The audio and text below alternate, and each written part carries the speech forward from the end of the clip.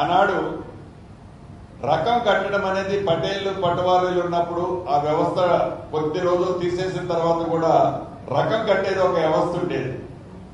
అదే రకంగా ఈ రకం కట్టడం వలన ఆనాటిలాగా ఎకరానికి 3 డిజిట్లో 100 రూపాయలు 200 రూపాయలు కాకుండా నామినల్ కాస్ట్ పెట్టి ఈ నామినల్ కాస్ట్ రకం రసీదు కనుక ఇచ్చినట్లయితే ఆ భూమికి సంబంధించింది ఒక భద్రత ఆ భూమిలో ఉన్న వాళ్ళకి ఒకటి కలుగుతుంది.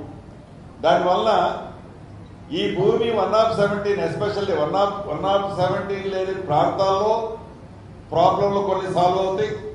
1/17 ప్రాంతంలో కూడా ఎస్పెషల్లీ ఇప్పుడు వాళ్ళకి అసలు కొన్ని ప్రాంతాలు అనేది ఏ ఆధారము లేదు, ఏ కాగితమో లేదు.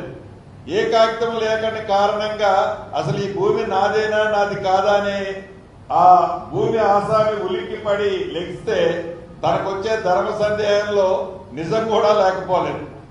అటువంటి సంబంధించింది సాల్వ్ చేయడానికి అదొక మనం అఫీషియల్గానే చేయాలి, వెరీ నామినల్ ఛార్జ్తో అనేది ఒక కాన్సెప్ట్. కొన్ని స్టేట్లలో దీని మీద స్పెషల్గా స్టేట్ గవర్నమెంట్లు కొన్ని పాలసీలు తీసుకొచ్చాయి. దానికి సంబంధించింది ఇప్పుడు ఇది 2 వెళ్ళి దాన్ని బయటికి రిలీజ్ చేయడం అనేది, దాన్ని ఒక కంక్లూజన్ వచ్చిన తర్వాత ఈ కమిటీ క్షుణ్ణంగా పరిశీలించిన తర్వాత దానికి సంబంధించింది కూడా విచ్ ఈజ్ బెటర్ అసెంబ్లీలో అవసరమైతే దీని మీద చర్చ పెట్టి దాన్ని అడాప్ట్ చేయాలన్నది కూడా వ్యక్తిగతంగా ప్రభుత్వ పక్షాన్ని కూడా నేను చెప్పదలుచుకున్నాను.